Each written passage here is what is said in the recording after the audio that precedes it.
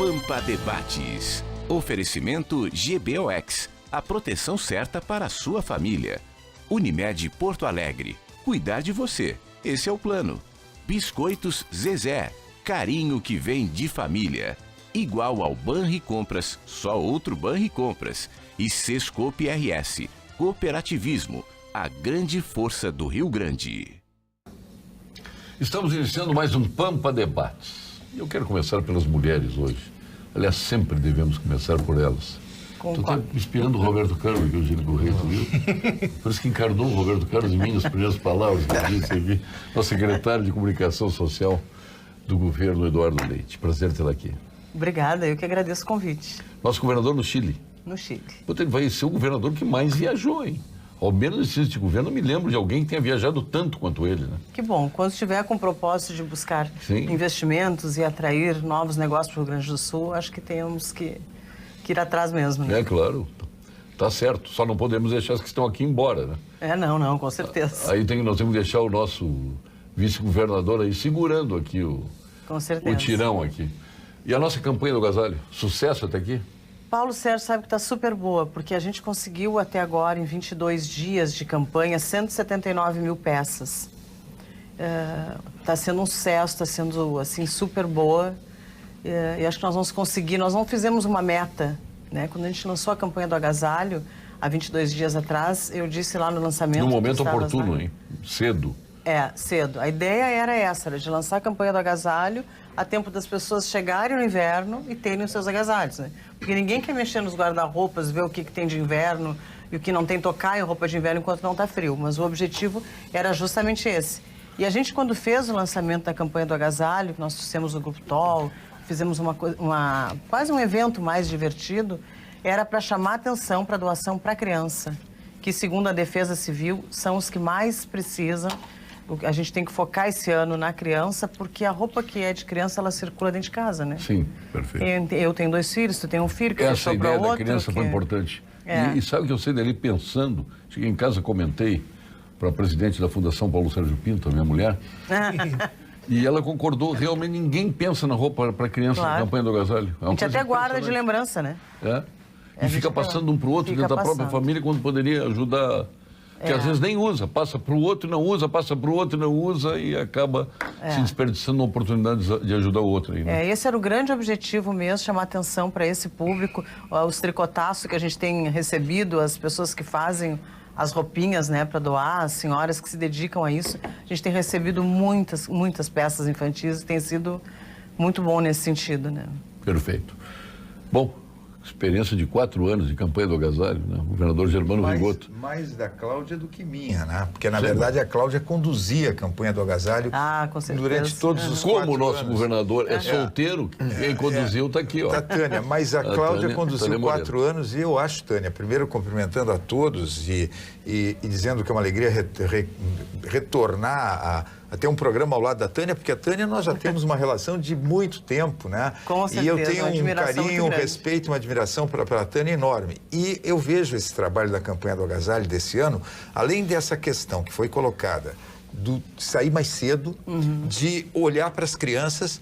Tem uma outra questão que eu acho que foi muito bem lembrada. As pessoas, às vezes, são convocadas a doarem e doam roupas que realmente em um péssimo estado de conservação. Aquilo que realmente não tem como ser aproveitado. Então, vai criar um problema para a Defesa Civil, que vai ter que selecionar essas roupas, vai ter que, de repente, descartar essas roupas. Então, também a campanha mostrou a necessidade de doar roupas que tenham condições de serem utilizadas, aproveitadas. Eu acho que também foi algo muito positivo na campanha desse ano. E no doação lançamento, não é descarte, né? Não é descarte. O lançamento lá no Palácio, aconteceu um fato que eu só tinha presenciado na sua posse do governo do Estado, que é colocar o palco de costas para a antessala do gabinete do governador. É que nós fizemos isso. O senhor fez isso quando assumiu, que eu não esqueci.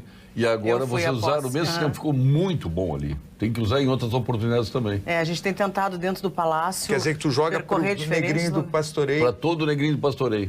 Porque a troca foi só para tu ganhar em profundidade. Ótimo. Né? E superlotou. Aí superlotou. Então a ideia foi boa. Eu estou lembrando que um outro governador tinha tido essa mesma ideia, que foi Germano eu me lembro Rigoto. na posse, exatamente. Foi lá.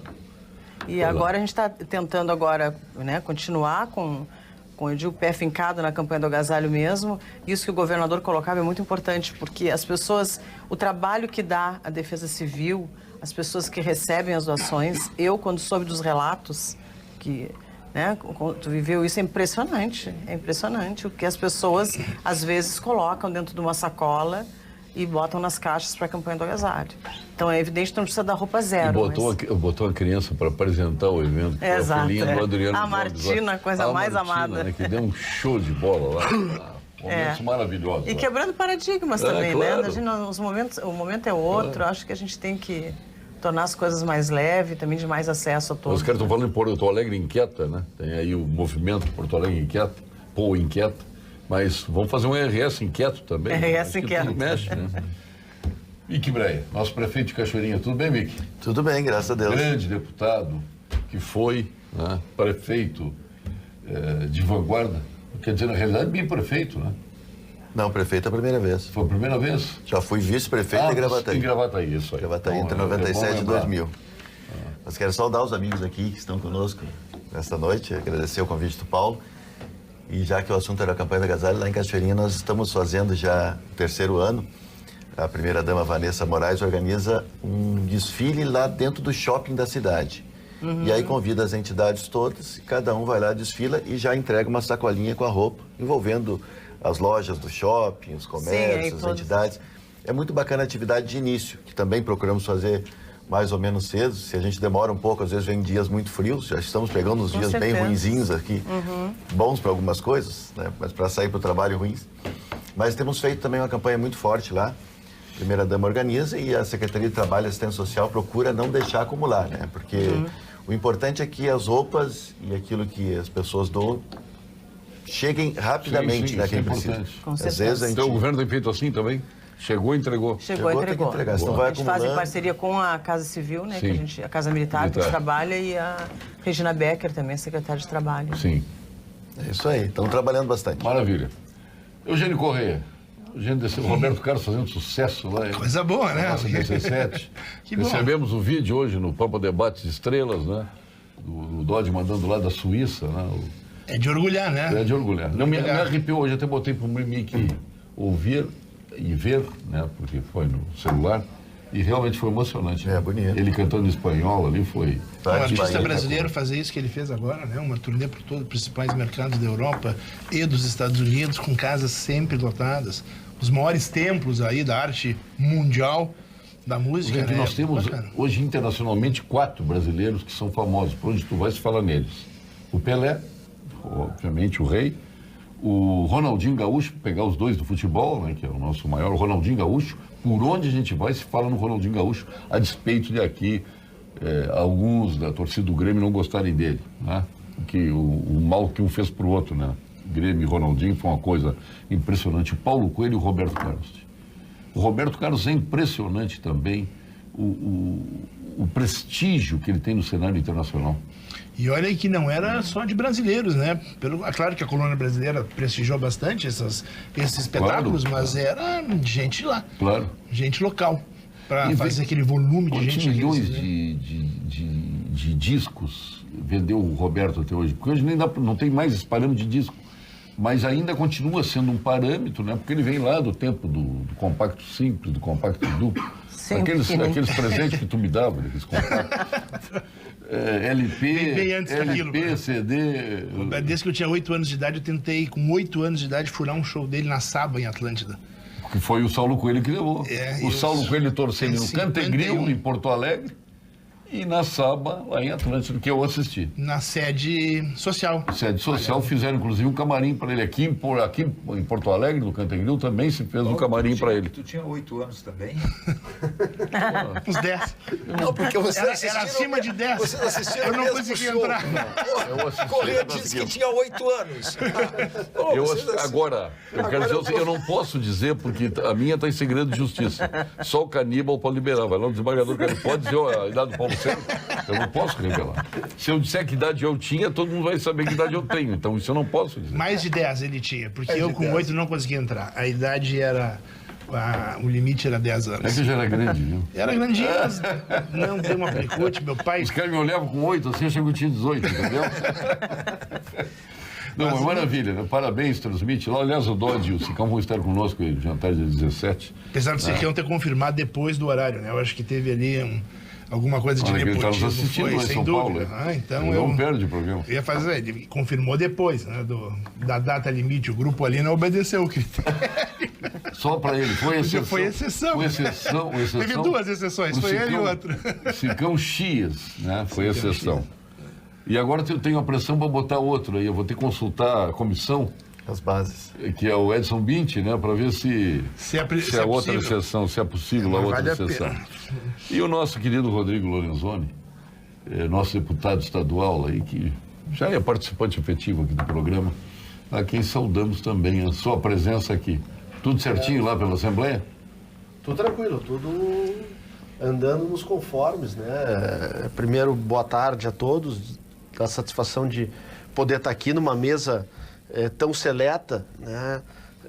Com a querida secretária Tânia, foi minha colega por 90 dias quando eu estive no secretariado, com quem pude aprender muito, né? E testemunhar aqui também, Tânia, todo o teu esforço, a tua competência e o êxito, Obrigada. que eu acredito que o nosso governo, porque entendo assim, estou lá na base do governo Eduardo, com o objetivo de propor e auxiliar nas reformas que o nosso Estado tanto precisa. A gente tem uma comunicação, acho que serve de exemplo, a forma como o governo vem se comunicando com a sociedade. Né? Muito obrigada. Nosso governador, em quem muitas vezes depositei meu voto, é uma alegria estar com o senhor aqui, com os amigos, prefeito, Eugênio. E lá na Assembleia, Paulo Sérgio, nós estamos nos preparando para discutir aí, a partir da semana que vem, os projetos que propõem a privatização das nossas 3 estatais, né? O projeto foi protocolado na semana passada, em regime de urgência. A expectativa é que... Já tem modelação para as privatizações? Já foi no projeto? Não, foi o projeto autorizativo. Só autorizativo? Só autorizativo. A modelação vai ser feita pelo BNDES, é isso? Pelo BNDES. A modelação pelo BNDES. Né? Então, agora, esse próximo passo é a autorização. Como está em regime de urgência, esse projeto deve estar pronto para votar no dia 2 de julho. Né? E até lá, nós estaremos acompanhando, buscando entender, aperfeiçoar, contribuir, mas com a convicção de que nós precisamos enfrentar esse tema e fazer a autorização da venda destas estatais, porque não tem mais cabimento. Eu quero, antes de nós falarmos do CREMERS, deixar até como briefing para nossa volta, depois dessa conversa sobre o CREMERS, se lá na Assembleia se discute a questão Cais-Mauá, ou não, ou reina um silêncio na Assembleia. Não se discute, sim, né? E com muita apreensão e expectativa, né? Porque é uma área absolutamente nobre da nossa cidade, que tem tudo a ver com o potencial de desenvolvimento socioeconômico que nós tanto precisamos, né? E que, bom, estamos diante de uma situação complexa, né? Mas também revela, na minha opinião, um pouco da determinação do governador no sentido de enfrentar os nossos problemas, né? Que existiam algumas dificuldades no caso do Porto, isso nós sabíamos há muitos anos já, né? E o governador, assessorado pela nossa Procuradoria-Geral do Estado, decidiu enfrentar esta situação, né? Eu acho que este é um ponto que nós precisamos ver com bons olhos, né? Agora nós precisamos superar isso. Então resta saber se enfrentar da maneira como foi, rompendo a decisão de romper o contrato com a antiga permissionária, sei lá como vamos falar, porque eu não conheço profundamente o contrato, mas de qualquer forma isso aí deixa uma brecha jurídica e pode transformar de novo o Cais numa interminável questão que vai ficar abandonado tal qual o Estádio Olímpico está. Então nós vamos ficar uma cidade de coisas que são importantes para a cidade e que ficam abandonadas em função, muitas vezes, como aconteceu no Cais-Mauá, da incompetência da iniciativa privada, que assumiu que tinha tudo para fazer, subiram 200 milhões pelo ralo, né? Mas também o governo poderia ter feito, não estou falando só no governo do Eduardo Leite, lá no passado poderia ter se tomado atitudes no sentido de solucionar e estancar aquele problema que estavam vivendo. Mas eu quero ouvi-los depois do Conselho de Medicina. E o Conselho de Medicina e o CRF estão apurando denúncias sobre profissionais cubanos Eu até pensei que não existisse mais por aqui. Eles estariam realizando atividades que deveriam ser feitas por médicos e farmacêuticos com o único objetivo: aumentar a venda de medicamentos sem levar em conta a segurança da saúde da população. Cremers, na luta pela saúde de todos. Grandes histórias, governador, começam nas melhores vinícolas, se transformam em vinho e chegam à nossa taça através de um trabalho minucioso da nossa Vinhos do Mundo, importando de Mendonça, do Vale do Colchagua, Piemonte, Toscana, Languedoc, Patagônia, Tejo e muitas outras regiões. Ali, na Vinhos do Mundo, estão os mais diferenciados rótulos. Viva a melhor experiência do velho e do novo mundo em uma loja da Vinhos do Mundo, na Cristóvão Colombo 1493, Getúlio Vargas 1135 e na Lípio César 203. Agora uma dica exclusiva para você que está nos assistindo, para cada um de nós. Que tal colecionar momentos inesquecíveis? Na Unicred é possível. Além de dividir as sobras e aplicar no desenvolvimento da sua região, você ainda pode contemplar sua vida com certificados de ouro, cartões presentes, vales, viagem e títulos de capitalização com valores equivalentes a uma Mercedes GLA 200, igualzinha a esta que está aqui na frente, que pertence a Eugênio Correia. E um Jeep Compass Unicred Collection para colecionar estes momentos. Fale com seu gerente Unicred. Ou acesse unicred.com.br/CentralRS e participe. E vamos agora ao nosso ultra homenageado, foi homenageado antes de ontem, lá em Chicago, o professor Gilberto Schwartzman, nosso especialista em oncologia, titular do Clínicas, do Ernesto Dornelles, sócio fundador do Instituto Oncológico Kaplan. Fale, doutor Gilberto. Olá, Paulo Sérgio Pinto. Já providenciaste o teu exame da próstata? Tu que há poucos dias fizeste 50 anos, deves procurar o urologista e fazer o seu exame de toque retal. O seu médico vai solicitar também um exame de sangue chamado PSA, que é recomendável a todos os homens a partir dos 50 anos de idade. Com isso, seu médico, Paulo Sérgio, poderá decidir se tu deves fazer ou não outros exames. É a única maneira de chegar mais cedo nessa doença. O Eugênio disse que está... Quem é o teu próctito, o João Paulo? Agora... Ainda bem que ele está lá em Porto, na cidade do Porto. Fica lá, João Paulo. Fica lá, João Paulo. Fica lá. Mas o PSA antes de ouvir a secretária Tânia, que aqui representa o governo, e ouvir uma parte interessada aqui, eu quero ouvir o Mickey Breyer, que é prefeito de Cachoeirinha. Agora mesmo São José foi jogar lá no Pará, o cais, e o Milton estávamos conversando hoje, sobre aquele cais de Belém do Pará, que maravilha. É lindo. Inclusive aquele palco suspenso, né, que a orquestra fica lá em cima e vai se deslocando, ele vai até o fim do pavilhão, volta. O negócio, a gente fica sonhando aqui com Porto Alegre. E eu fui lá no Pará a última vez, acho que faz uns 10 anos. Eu já sonhava em ver isso aquilo. Mas eu sonhava há 40 anos ver o cais assim. E, no entanto, não acontece por uma razão, por outra. Só no governo Brito eu fui 3 lançamentos do novo cais e não saiu. Como é que o senhor vê isso, tendo sido deputado, inclusive? Primeiro dizer que eu estive lá no Pará também como deputado estadual, tivemos uma conferência dos deputados estaduais e achei maravilhoso. Tinha um pianista que ficava lá circulando. Na plataforma. É um palco móvel. E do lado do Ver o Peso ali, né? Ver o Peso. Mas eu quero dizer que, na verdade, nosso estado tem algumas dificuldades, né, deputado? A gente fala muito na importância da parceria público-privada. Lá no nosso governo em Cachoeirinha a gente tem feito muito isso, arrumando as calçadas da Flores da Cunha, fazendo adoção de praças, muitas coisas em parceria. Mas o modelo da parceria público-privada, como já tem em muitos estados, muitos municípios do Brasil, nós temos uma resistência aqui do nosso Tribunal de Contas, uma compreensão de que tem que estudar melhor, tem que suspender os processos. E nós estamos no 3º ano de governo no município, e eu sei que outros prefeitos também passam por isso. Não conseguimos efetivamente, nesses moldes, implementar uma parceria público-privada. Eu não quero criticar assim abertamente ninguém, mas há às vezes um pensamento retrógrado aqui, em alguns conselheiros, em alguns políticos, em algumas pessoas. Tem uma vanguarda do atraso aqui. Uma vanguarda que parece que nada pode acontecer. Os ideólogos nacionais.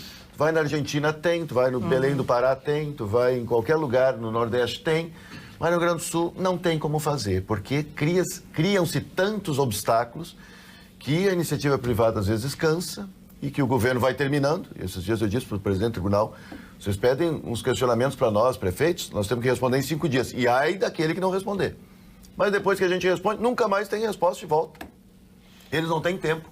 E nosso governo termina em 4 anos. Então, eu lamento que as questões aqui, especialmente nesse aspecto das parcerias, demorem tanto. Isso é um atraso. E eu poderia citar aqui, só para dar um exemplo aqui, para ouvir os colegas, a nossa segunda ponte do Guaíba. Quando eu era deputado Esperoto, que hoje é prefeito de Guaíba, fez uma frente parlamentar para a segunda ponte. José Esperoto, querido José Esperoto. Frente parlamentar para a segunda ponte do Guaíba.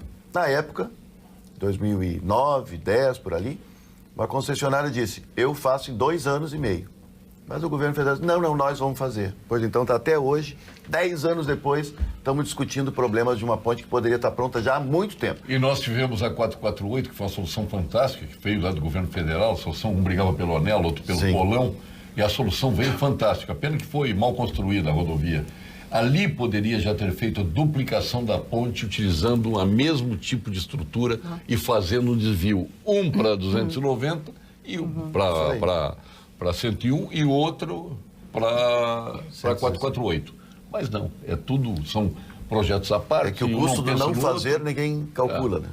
Mas, antes da pergunta que não quero calar para o governador Rigoto, boa noite, Paulo Sérgio, que bom chegar em casa, ligar no Pampa Debates e poder matar a saudade, um pouco dessa saudade que sinto do nosso ex-governador Germano Rigoto. Que maravilha. Regina Breda, de Porto Alegre. Ô, Regina, um abraço, Regina, obrigado pelo carinho e um abraço carinhoso para ti também, viu? Fico muito feliz com a tua mensagem. Uma pergunta que não quero calar, por que Germano Rigoto governou o estado em 4 anos e não conseguiu resolver o problema do cais? Não, em primeiro lugar eu não lancei o Cais do Porto. No momento algum teve lançamento. Não, senhor, teve presente, não teve. Teve alguma atividade que tu estivesse presente com o lançamento de Cais do Porto. Não. O que eu fiz, e são testemunhas aqueles que acompanharam, o nosso governo teve a responsabilidade de buscar exatamente a titulação de quem era o Cais do Porto.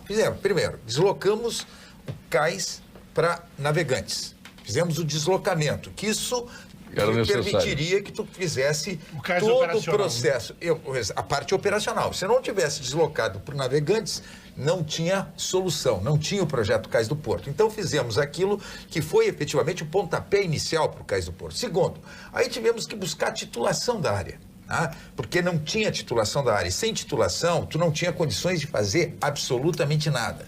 Então nós fizemos a etapa que permitiria que tu fizesse uma licitação para exatamente buscar os investidores que não seria o Estado, não seria a União, seriam investidores privados que investiriam no Cais do Porto. Agora, o que acontece? É bom que a gente lembre que talvez o projeto pensado, isso é uma questão de analisar, quando a gente vê o que pode ter dado errado, o projeto foi um projeto megalomaníaco, foi um projeto doido. Se, por exemplo, pensasse em iniciar esse processo pelo Marco Zero, que é o nosso... Perfeito. É o nosso... Que é a única coisa palpável que nós temos? Não, mas que começasse pelo Marco Zero, claro. Fizesse exatamente o que os investidores estão querendo fazer agora. E tu fosse avançando na direção de todos os armazéns. São quantos armazéns ali no... São 13. Sim, não. Não é tombado. Mas e quantos seriam agora no nosso projeto? No projeto? Só um. É o único que não é tombado e a gente nem vai utilizá-lo. Vamos utilizá-lo ao redor. Se começasse... É só como cenário. Se começasse... Ele é o último ou o primeiro? É o A7. Então, depende da ótica, o primeiro ou o último. São 7 de um lado, né, olhando para o rio. Ficam 7 para a esquerda e mais 3 para a direita. Na verdade, se tivesse... E ainda o A1 e o... Se tivesse começado um projeto como esse ali, da usina do gasômetro para cá, e não fosse pensado em fazer espigões, hotéis 5 estrelas e não sei o que mais, talvez nós já teríamos a utilização daqueles armazéns, nós já teríamos aquele espaço super bem utilizado. Como foi no Pará. Restaurantes, como foi no Pará. O Pará não teve espigões, não teve nada. Hotel, não teve Belém nada. do Pará, o que fez? Belém do Pará pegou uma área do cais e transformou aquela área dos armazéns, transformou em restaurantes, em bares, em locais para o lazer. Quer dizer, é lindo aquele local em Belém do Pará. Como a gente anda pelo mundo, não precisa só ir a Buenos Aires, a gente vai em outros lugares que tem um aproveitamento excelente. Agora, eu não vejo a construção de hotéis 5 estrelas, eu não vejo a construção de espigões, eu não vejo a construção de grandes estruturas nesses espaços. Talvez o erro começou por ali. Quer dizer, um projeto muito grande para aquilo que não necessitava ter um projeto desse tamanho. Talvez ali teve problema. Secretário de Comunicação do Governo do Rio Grande do Sul, Tânia Moreira. Eu acho que agora a atitude, eu concordo com o Rodrigo, foi uma atitude corajosa do governador também de dar como tu disseste, há 10 anos nada se resolve, como um repórter perguntou na coletiva, né? Então são mais 10 para frente, talvez fosse se não tivesse tido uma atitude agora, né? Então acho que agora o governador não tem estamos... medo da judicialização desse processo? Que vai arrastar isso ad eterno? Não, está com a PGE está estudando todas as possibilidades, né? Que é evidente que podem vir mesmo. Várias coisas, mas está já em estudo isso também, né? Porque o Cláudio Lamáquia disse aqui no programa, semana passada, ele é advogado do Cais Mauá. Sim, essa é uma das questões... Ele vai questionar na justiça. O que eu acho que aconteceu, Paulo Sérgio, desculpa a introdução, esse assunto a gente tem acompanhado muito de perto e eu acompanho desde o início lá, desde quando aí realmente foi pensado no governo do governador Rigoto, depois ele foi lançado este modelo pela governadora Ieda, uma tucana lançou e um tucano rompeu. Incrível, né? Mas, enfim, esse projeto, porque independente de ser muito megalômano na época ou agora, esse período todo, 10 anos que se passaram, tinha que ser revisto. E a atitude do governador foi muito coerente, né? O governador Eduardo Leite está mostrando que ele é um cara moderno, que ele tem feito a coisa certa, com responsabilidade, sem dúvida que ele tem toda a legitimidade para questionar esse contrato. E eu estou falando que, assim, de certa forma, a nossa empresa, nós somos inquilinos, nós não somos a Cais Mauá. Nós temos um contrato com a Cais Mauá que foi assinado legitimamente, porque quem tinha o negócio em dezembro do ano passado é ainda até hoje a Cais Mauá. Né? Nós assinamos com eles um contrato. O governo está ciente de que é muito importante para o processo, para não haver essa lenda de nada começar. Isso que foi colocado agora por vocês, que é o processo básico. Começa com uma quitanda, depois a gente vai fazer o hipermercado, né?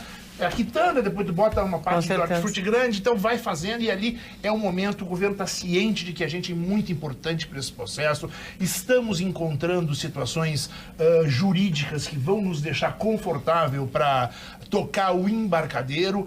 Dentro de 48 horas, acho que a gente retoma as obras, porque eu fui parar há pouco tempo, mesmo que a primeira vez que eu estive aqui no programa do Paulo Sérgio, ele me disse, tu parou as obras. Eu digo, não parei, Paulo. Na segunda vez que eu vim, aí eu tinha parado. Claro, a gente parou, o governador prometeu que em 15 dias daria esta solução para o embarcadeiro. Eu acredito que essa solução vai vir antes, a gente está preparado para na quinta-feira voltar a trabalhar, porque existe uma questão comercial e eu acho que o governador, que é muito hábil, se deu conta de que nós não podemos mais botar esse projeto em choque em termos de credibilidade. Né? E a credibilidade nós conseguimos resgatar com o projeto Embarcadeiro. Já é público que a Panvel já assinou conosco e tem uma loja lá dentro. 2 outras grandes redes de varejo também negociando conosco aqui do Rio Grande do Sul. Uma grande rede de autosserviço. Fora indústrias que estão lá nos patrocinando e os nossos lojistas, que são os mais importantes do estado. É o Press Café, é o 20/9, é o grupo do René Moura. Então, assim, são os melhores lojistas de operação de gastronomia no estado. A IT Sports, botando a sua operação de esportes lá. Quer dizer, então, é gente muito séria envolvida no projeto. Então, o projeto, esse vai acontecer. O que eu acho, né, que o governo tem que ter muito cuidado agora é como vai conduzir esse rompimento. Porque assim, ele lançou como se fosse um casamento. O governo viu que aquele casamento não ia mais prosperar, desculpa. Enfim, as relações ali estavam ultrapassadas, e aí uma das partes decidiu, olha, eu vou sair de casa. Isso está certo, eu vou sair de casa. Pegou as suas coisas e foi embora. A outra parte ficou. Então ele anunciou, vamos romper, vamos nos separar. Se separaram. Agora tem que conduzir como vai ser dada essa separação. Que aí eu espero que seja da maneira... A administração do Cais Mauá saiu do Cais?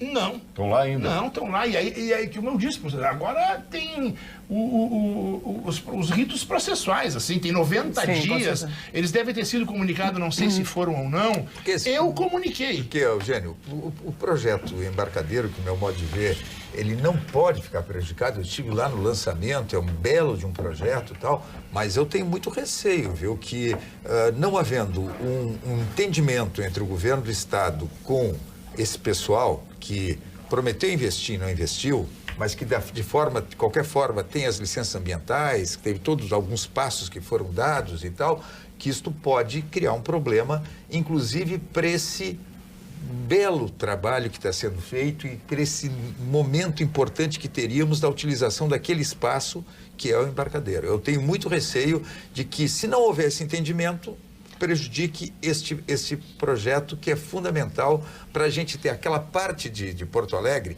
que já teve toda essa revitalização da orla ali, chegando e concluindo pelo menos esses armazéns com todos esses equipamentos que vão ser criados ali.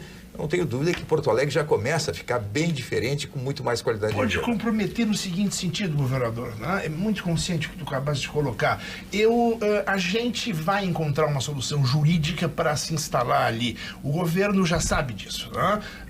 Só que o tamanho do projeto pode ser ou pode ser outro, dependendo da solução que se encontrar. Claro que grandes marcas, grandes players aí que a gente tem no mercado, que já tinham se comprometido a estar conosco lá, não vão querer entrar numa situação que não tivesse completamente definida as regras daquele jogo. É o que ficou ruim pro Cais Mauá, que ficou essa lenga-lenga, e o Cais Mauá ficou sem solução para buscar novos parceiros. Exato. De engordar o fundo, que chegou a ser gordo, esvaziaram por passo de mágica. Não é os administradores que estão lá, isso tem não que é o claro Luzardo que está lá, não é o Telmo Scheller que está lá, é os caras que estavam lá e que realmente criaram esse caos todo. Existe ainda uma situação que são esses fundos aí que investiram. Bárbaro, tem investimentos do IP, que não é pequeno.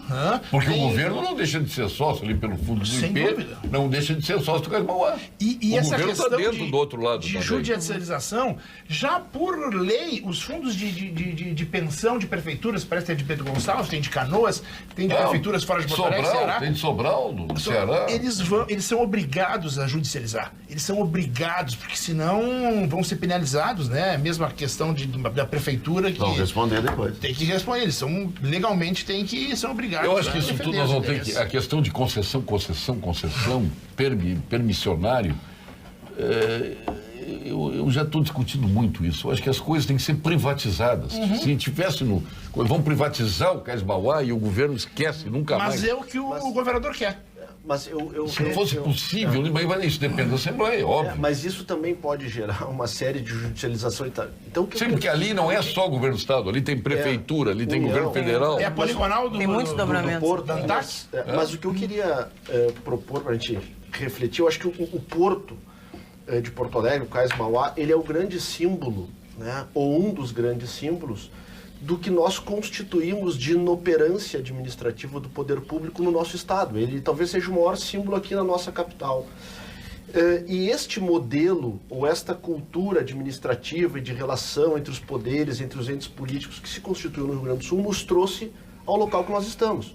Um estado que tem um passivo de 100 bilhões de reais, um dos estados mais lentos para buscar investimento, onde os investidores olham com muito receio, e os caras como o Eugênio são, na minha opinião, heróis de enfrentar estas dificuldades.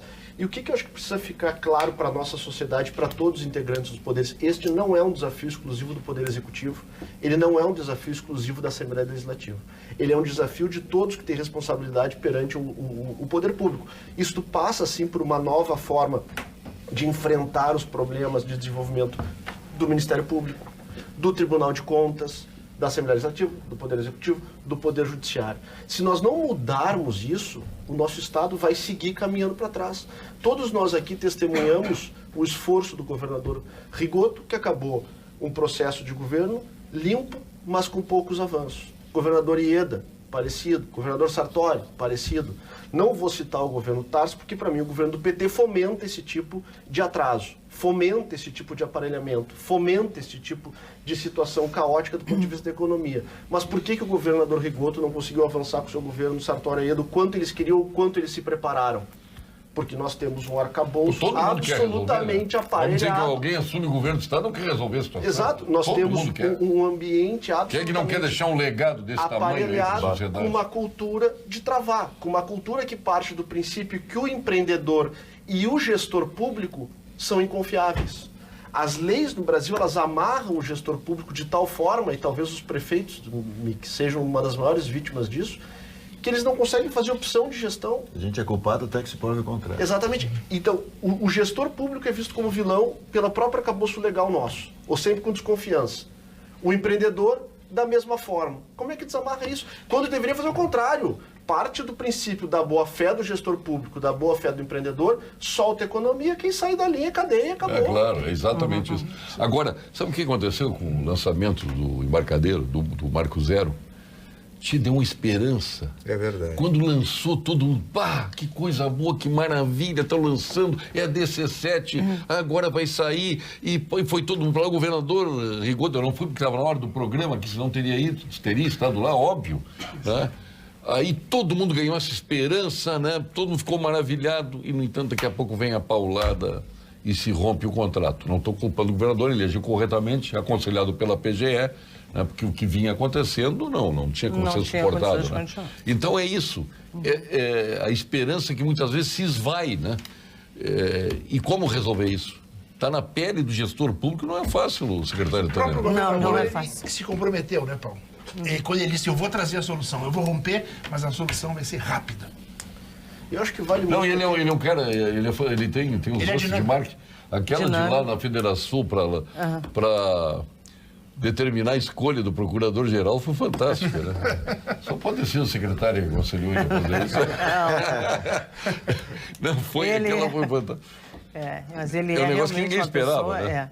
O entendimento que tem que haver nesse caso do Cais Mauá é um entendimento que leve em conta a necessidade de efetivamente nós termos, começando pelo esse Marco Zero, embarcadeiro, começando ali a gente avançar, mas com o cuidado desse processo de judicialização não terminar determinando um custo absurdo para o Estado no futuro.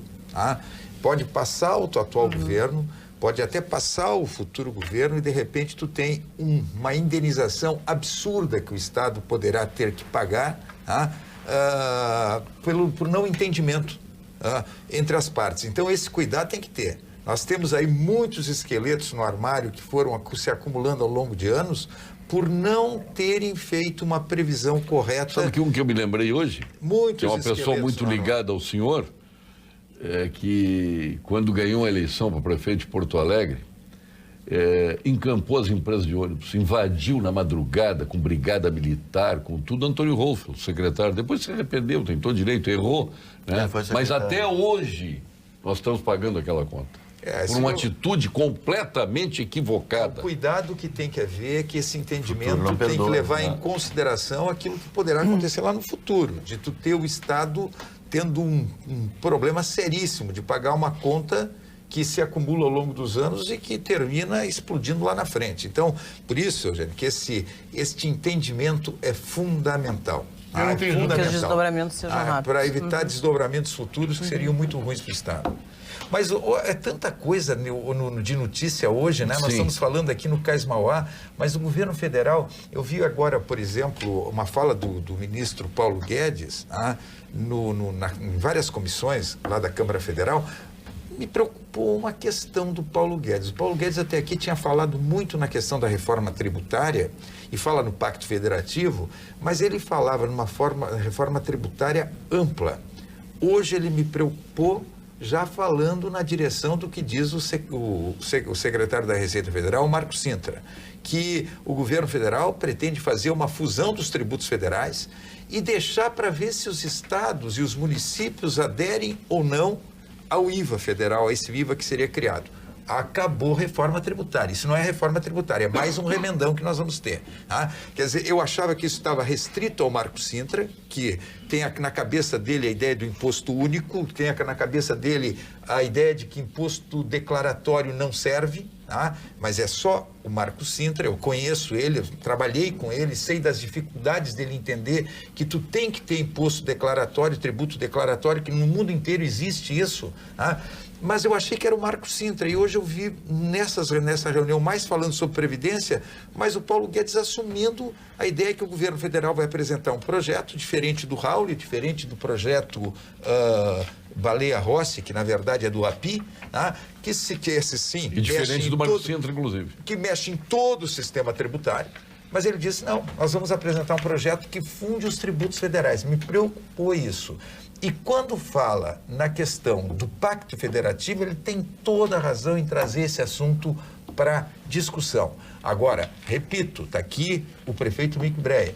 Pacto Federativo, está aqui o deputado Lorenzoni. Pacto Federativo não é dar mais recursos para estados e municípios. Não, é só isso. Não é mexer em vinculações. Tá? Pacto Federativo é definitivamente tu definir o que são competências e atribuições de cada ente federativo e o que vai financiá-las. Tu mexer em vinculações ou achar que tu pode tirar um pouco de receita da União, passar para estados e municípios sem discutir vinculações, sem discutir aquilo que é atribuição, competência do ente federativo que vai financiá-las, não é Pacto Federativo. Governador, então, por onde anda aquele seu projeto? O senhor trabalhou tanto nele, rodou esse Brasil de norte a sul, de leste a oeste. Meu projeto é o projeto Raul. Que o Fernando Henrique engavetou. Não, mas é o projeto, aquele projeto, Paulo, Sim. Aquele projeto deu origem a todos esses projetos que estão aí, menos do Marco Sintra. Tá? O projeto Raul, que foi aprovado numa comissão especial, nós não tínhamos naquela época aquilo que é uma ferramenta importantíssima, que é o ICMS eletrônico, que hoje facilita tu fazer esta fusão dos ICMS, criando um grande IVA estadual, que era o nosso projeto. Facilita tu fazer a compensação dos estados que, porventura, perdem receita na mudança da origem para o destino. Nós, naquela época, não tínhamos o ICMS eletrônico. Tá? Mas todos os projetos que vieram, inclusive o projeto API, que são os dois grandes projetos que hoje estão sendo discutidos, o API e o Raul, eles têm a origem no nosso projeto, naquilo que nós debatemos, discutimos e aprovamos na comissão especial. E que o governo Fernando Henrique, infelizmente, por um conservadorismo, com medo de perder receita, puxou o tapete e não deixou avançar. E nos governos que vieram depois, no governo Lula, no governo Dilma e no próprio governo Temer, que teve pouco tempo, não se falou numa reforma estrutural ampla. Se falou, mas não teve vontade política de governo para fazer uma reforma dessas. O governo Bolsonaro tem esta possibilidade. Eu acredito que a reforma da Previdência, ela maior ou menor, ela vai ser aprovada até agosto. Tá? Vamos lá, até final de agosto. Acredito que esse processo da Previdência termina em final de agosto. O governo já entraria vai ser direto. Um remendão enorme. Se o governo quiser pegar o projeto que está lá, esse projeto que está lá, o projeto Raul ou o projeto API, estão prontos, já estão burilados, discutidos, digeridos. O governo traz esse projeto para discussão, não inventa coisa nova. Tá? E eu tenho certeza que com uma longa transição tu consegue avançar na reforma tributária. Mas tem que ter decisão política do presidente Bolsonaro. Se não tiver decisão política do presidente Bolsonaro, mais uma vez, nós vamos dar com os burros na água e não vamos ter a reforma tributária. Eu compartilho do governador com essa apreensão. Né? Eu acredito que o Brasil vive, e o nosso Estado também, dá para fazer essa reflexão em paralelo do nosso Estado com o nosso país. Nós temos a necessidade e a oportunidade de fazer definitivamente reformas que sejam estruturantes e que olhem para o longo prazo. Nosso país é vítima dos remendos e da inoperância de muitas das nossas ações. O governo federal tem falado numa nova previdência, e eu acredito que esse é o caminho. Nós temos que caminhar para uma nova matriz tributária. Né? Aqui no Estado, nós temos que caminhar para novos paradigmas na relação do Estado com o serviço que presta, porque se nós não vencermos esta oportunidade que nós temos, nós não vencermos os desafios que nós temos, nós não teremos como aproveitar esta oportunidade que a história está nos dando. Né?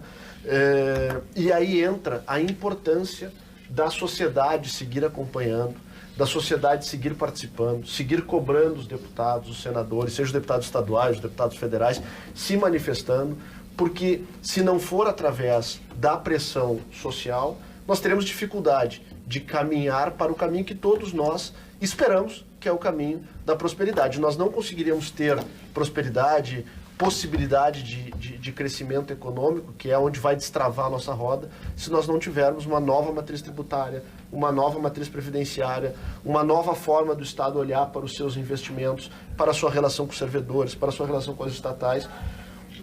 E eu acho que o hoje está sendo muito dolorido para todos nós, fruto dos nossos erros do passado.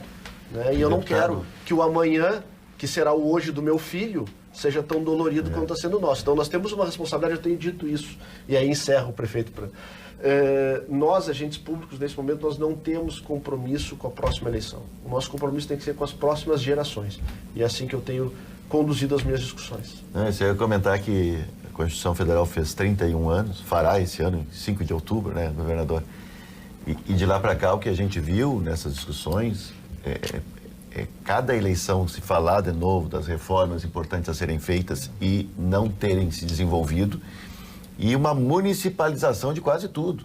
Há um tempo atrás nem se falava na questão da segurança sob responsabilidade dos municípios. Hoje, os prefeitos, os municípios respondem por tudo. E o financiamento disso e a atribuição clara dos outros entes federados foi se perdendo ao longo do tempo. Então, infelizmente, ainda temos muito poder concentrado em Brasília. Infelizmente, todos os que estavam em campanha diziam que iam mudar esta realidade. O Lula falou isso, a Dilma falou isso, o Temer não falou porque já estava junto ali, mas esse discurso vem de muito tempo e acabou não acontecendo. Então, hoje, o deputado aqui falava da pressão importante, a participação da sociedade junto aos deputados estaduais, federais, senadores, porque para pressionar prefeito não precisa pedir, né? Que a pressão ali é constante, é todos os dias, direta, porque a gente tem que responder sobre todas as coisas. Agora, isso, Mico, passa principalmente pelo presidente da República, viu? A reforma tributária não avançou porque os presidentes, numa república presidencialista como a nossa, e nesse presidencialismo de coalizão que nós temos, se não tiver uma decisão política efetiva de um presidente de fazer avançar uma reforma dessa, esquece. O problema quando a gente fala em pacto federativo e fala em reforma tributária, e o ministro falou nas duas coisas hoje, a gente tem que lembrar que em 1988, quando se elaborou a nova Constituição do Brasil, se falou muito sobre, olha como essa briga vem de longe, sobre a mudança da tributação. Tânia, lá em 1988, na elaboração da nova Constituição, o que os constituintes conseguiram, Eugênio? Conseguiram simplesmente dar mais recursos para estados e municípios, mas porque não discutiram as competências, o que aconteceu? A União perdeu um pouquinho de receita, mas passou para os municípios, principalmente, competências, atribuições que os municípios não tinham, isso ao longo do tempo. Então, ficou pior do que era. Por quê? Porque não teve definição clara de competência do que ia financiá-la. E segundo, como os constituintes colocaram que qualquer imposto que fosse criado teria que ser partilhado com estados e municípios para defender a federação, só que eles colocaram impostos. O que fizeram os governos da União? Criaram as contribuições. Aí criou o PIS, a COFINS, a CID, a contribuição sobre o lucro, que por ser contribuição, não ficava com a aqui. União. Então, foi piorando o sistema tributário. Aquilo que era uma defesa da federação se transformou num complicador ao longo desses anos de governos que, para aumentar a arrecadação, criaram as contribuições. Hoje eu recebi aqui o desembargador Francisco José Meche e mais o Fábio Raimundi, que é presidente da Fundação Escola Superior do Direito Tributário, que vai realizar agora o 17º Congresso em Gramado, de 28 a 30 de junho. Eu perguntava para ele por que as corporações, tanto contábeis como do direito tributário, tanto no âmbito público como privado, fazem tudo para não acontecer a reforma tributária. Porque ganham muito com o planejamento tributário. Óbvio. Um sistema tributário ninguém quer simplificação. Um sistema tributário como esse, que permite que uma vírgula mal colocada numa legislação absurdamente doidice, só a legislação são 27 legislações de ICMS, cada uma delas com regulamentação de 1.400, 1.500 artigos. A regulamentação do Rio Grande do Sul é diferente de Santa Catarina, que é diferente do Paraná. Uma vírgula mal colocada dá possibilidade de fazer um planejamento tributário. Perfeito. E não pagar o tributo. Nós vamos agora com Gimo, qualidade comprovada ao ponto final. Ponto final, oferecimento produtos Gimo, qualidade comprovada. Ponto final, nós vamos começar com, agora eu estou aqui, para deixar aquela para o prefeito Mick Breyer e seu ponto final. Eu quero, na verdade, dizer da importância e sublinhar aquilo que nós comentamos aqui, a importância de termos as parcerias público-privadas, o diálogo entre os governos, os estados, municípios, a União e a iniciativa privada. Eu acredito que sem isto muito bem azeitado, muito bem articulado, nós teremos cada vez mais dificuldades. Os municípios e os estados, do Brasil como um todo, claro, mas passam por uma crise que começou em 2014, muito difícil de ser superada. E sem parceria, sem investimento privado, sem acordos, nós teremos muitas barreiras e muitas dificuldades de atender a cidadania. Então, viva as parcerias e viva os governos que compreendem que isso é importante. Meu caro Eugênio Correia, seu ponto final. Paulo, só pode ser o embarcadeiro, né? Torcendo aí muito que se tenha nas próximas horas aí a decisão final de como é que vai se comportar juridicamente a nossa operação ali. E eu tenho total confiança aí no governador Eduardo Leite com as suas assessorias. Eu acho que ele é muito bem servido, tanto com o procurador Eduardo Cunha, quanto com o seu técnico nesse processo, que é o Fernando Estima, já seu colaborador lá do Centro de Pelotas. Então, eu estou pronto para começar as obras de novo na quinta-feira. E como ele prometeu 15 dias, né? 15 dias vai dar no final da próxima semana, mas eu acredito aí que a gente vai ter essa solução mais rápido ainda.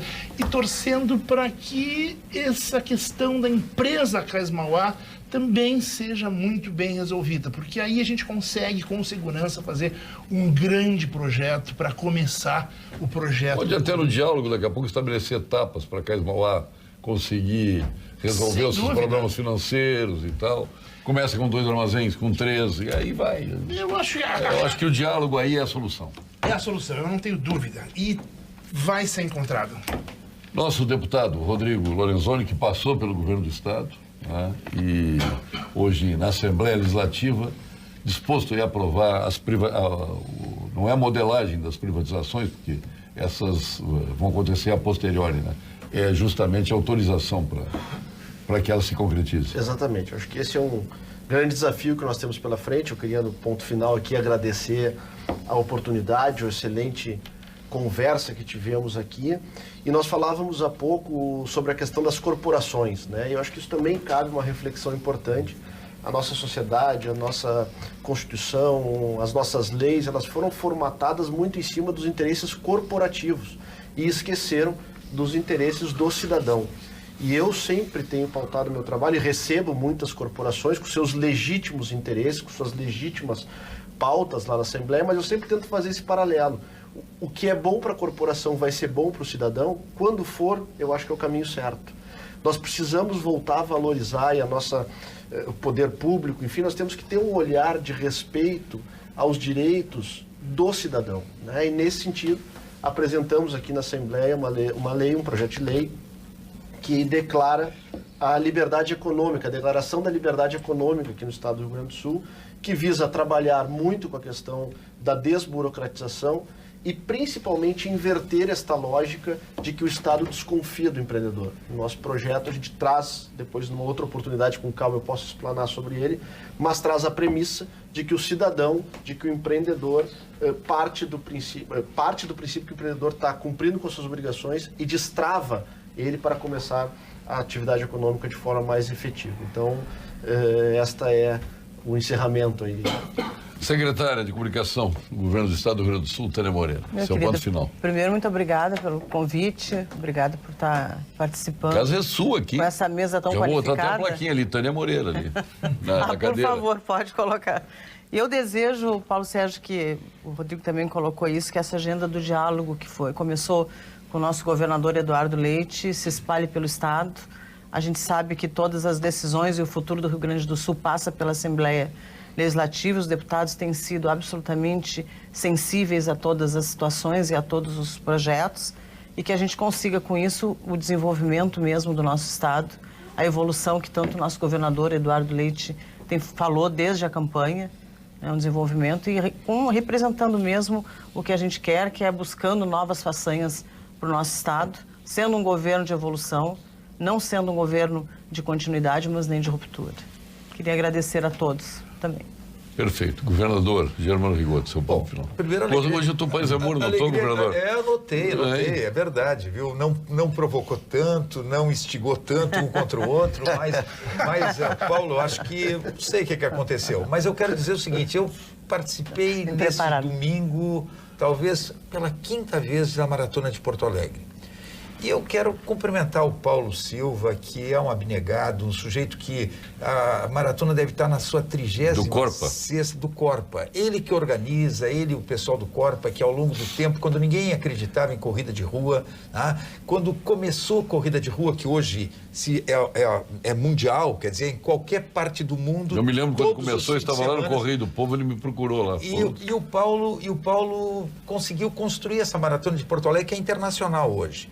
Mas, infelizmente, com todo o esforço do Paulo, do pessoal do Corpa, eu vi acontecer coisa que não vi em lugar nenhum. Olha que eu já corri por vários países aí, por muitos lugares do mundo. Eu já fiz maratona do Atacama, no Ushuaia, já fiz maratona em tudo que é lado aí, tá?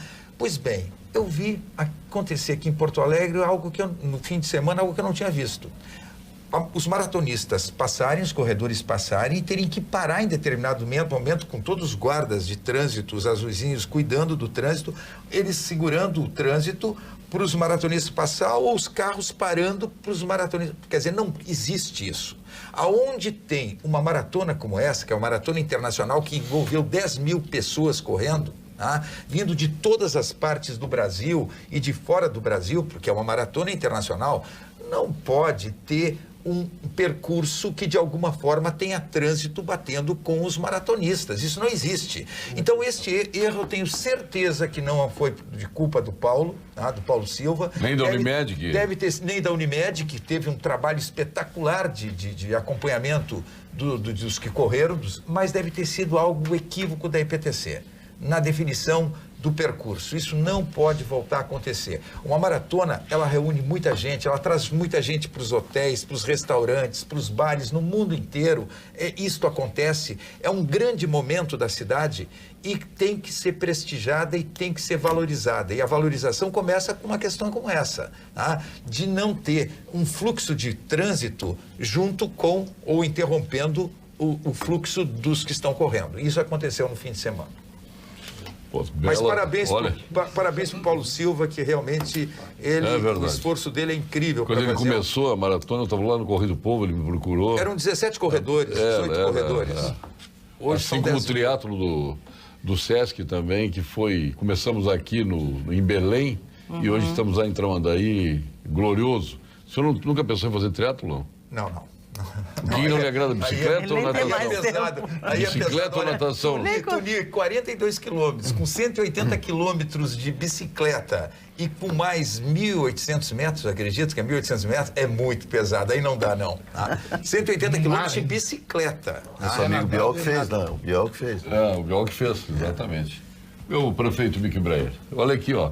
Parabéns ao prefeito de Cachoeirinha, que tem procurado diminuir os buracos nas ruas e canteiros e praças que estão bem organizadas. Mário, de Cachoeirinha, está elogiando aqui. Obrigado, Mário. Só não me pergunta qual é, Mário. Melhor não. O seu ponto final, por favor. Eu já tinha falado das parcerias. Então, a sua continência. Por isso que eu tinha que ir para as continências. Minha continência aos vereadores da minha cidade, que compreenderam que não se faz um processo de cassação de um prefeito sem um motivo razoável. Lá teve alguma questão de antecipação da eleição de 2020, que alguns abriram o processo de cassação do prefeito e do vice, mas 8 dos 17 vereadores já entenderam que isso não tem fundamento nenhum e que tem responsabilidade com a cidade. Quero agradecer a eles, bater minha continência, dizer que a cidade precisa de gente responsável na política. Perfeito. Favor divulgar, o Asilo Padre Cacique está solicitando com urgência alimentos não perecíveis e material de higiene e limpeza. A Salete está pedindo. Está feito pedido aí. Aliás, eu sou do conselho lá do Padre Cacique também. Belíssimo trabalho lá da nossa equipe lá do nosso Asilo Padre Cacique, que é um exemplo, né? Não parece uma entidade destinada às pessoas carentes. Lá é primeiro mundo. Eugênio Corrêa, sua continência, Eugênio. Querido Paulo Sérgio, vou bater para ti hoje a nossa continência pelo espaço que tu dá aí para constituir uma sociedade mais bacana. Isso é obrigação, não tem Continência para mim não é necessário. Mas é importante reforçar e também por causa da paliativa. A gente abre espaço aqui para quem quer desenvolver o Estado, o município, o Brasil, essas pessoas que merecem espaço. Então, mais pela paleta do dia elas. 17. Obrigado. Mais pela paleta do dia 17, então. Tá bom. Rodrigo Lorenzoni, sua continência. Continência Não vale fazer continência pro irmão, né? Não. Os caras estão fazendo agora aqui para as mulheres. Outro dia aqui o Lênio fez uma continência para a mulher dele que estava fazendo aniversário de namoro. 40 e poucos anos de namoro. Não, eu ia fazer pro Paulo Guerreiro, mas deixa para uma outra, tá? Hoje eu vou fazer para os empreendedores do Rio Grande do Sul, que são a efetiva força do desenvolvimento econômico do nosso estado, que tem um ambiente nada aprazível para fazer negócio, mas que mesmo assim insistem na sua vocação, insistem no seu estado, e ao mesmo tempo que eu bato a minha continência, eu reafirmo o meu compromisso de lutar pelo desenvolvimento econômico do nosso estado, principalmente pela desburocratização. Vocês vão ter ali depois o pão de mel da Zezé, tem que pegar ali, ó. E aqui o Mãe de Deus Center da Carlos Gomes, né, ali na esquina da nossa Soledade com Carlos Gomes. Estacionamento, tem tudo aqui, o lencinho milagroso, limpa óculos, limpa celular, limpa qualquer coisa, espetacular. Precisamos limpar os óculos. A sua continência, secretária Tânia Moreira. Paulo, a minha continência vai para todo cidadão que está nos ajudando na campanha do agasalho, com doações antecipadas, as tricoteiras que estão fazendo com todo carinho as roupinhas para as crianças. E eu já aproveito, claro, para pedir que continuem ajudando. A campanha do agasalho frio está começando agora, então que a gente consiga tirar as roupas e ajudar as pessoas nesse momento. Nós estamos com vários postos de arrecadação, todos os quartéis da Brigada Militar, Corpo de Bombeiros, Zafari, Panvel, Farmácia São João, no CAF. Então eu gostaria de pedir ajuda mesmo para a gente fazer a doação, principalmente para roupas de criança. O teu lencinho milagroso vai o amarelinho ou o cinza que tu queres? Amarelinho. Amarelinho, então está aqui. Do governador é o cinzinha. Achei Boa noite, Paulo Sérgio. Mais. O BNDES vai financiar as privatizações? Como assim? Não. O BNDES vai fazer a modelagem das privatizações. O Remy Henrique de Porto Alegre. Governador, sua continência. Eu acho que já fiz, né? A minha continência vai para o Paulo Silva, para o Corpa, para a Unimed, para a própria Prefeitura de Porto Alegre, se teve esse erro da EPTC, que acredito que tenha sido da EPTC na questão do percurso, mas sem a Prefeitura não tem a Maratona de Porto Alegre, não tem outros eventos importantes para a cidade. Então a minha continência principalmente para o Paulo Silva e minha continência também para o governo federal de hoje ter lançado uma modificação do Código Nacional de Trânsito. Pode ter oposição com relação ao que está ali, mas é um projeto de lei que vai para o Congresso Nacional e vai poder ser alterado. Eu acho que tem coisas ali, Paulo, muito boas. Aniversariando hoje, deputado federal Seu Moreira, deputado Jovair Arantes. Continua deputado? Acho que não. Não, né? O desembargador federal Nilson Paim de Abreu, o desembargador Constantino Lisboa de Azevedo, a juíza Patrícia Estelmar Neto, entre outros aniversariantes, a Rovena Eggers, o Cláudio Riff Moreira, nosso ex-secretário de Desenvolvimento e Indústria do Rio Grande do Sul, o Jefferson Bernardes, nosso colega Jefferson Bernardes, o Luiz Alberto Tarragó Carvalho, médico, e a Vanessa Costa Pinto, nossa colega aqui da Rede Pampa. Um grande beijo à nossa querida Vanessa. Paulo Sérgio, olha aqui, viu que dá ser paz e amor? Paulo Sérgio, Pampa Debates foi mudar de nome para Conversa de Balcão. Tu tá muito soft. José Scopione de São Leopoldo. É isso que dá, tá vendo? Eu vou atender o governador, me complico com o telespectador. Vai ser light uma vez. Muito obrigado a todos. Retornaremos amanhã com mais um Pampa Debates. Vem aí a cônsul do Esporte Clube Internacional aqui de Porto Alegre, a Vera Armando, os nossos colegas das nossas geradoras do interior do estado e mais 106 retransmissoras. Obrigado, boa noite e até amanhã.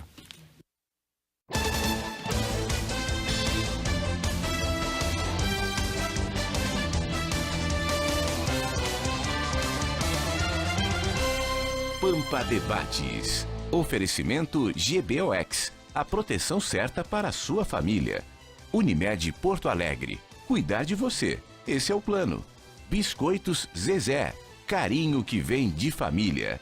Igual ao Banricompras, só outro Banricompras. E Sescope RS. Cooperativismo. A grande força do Rio Grande.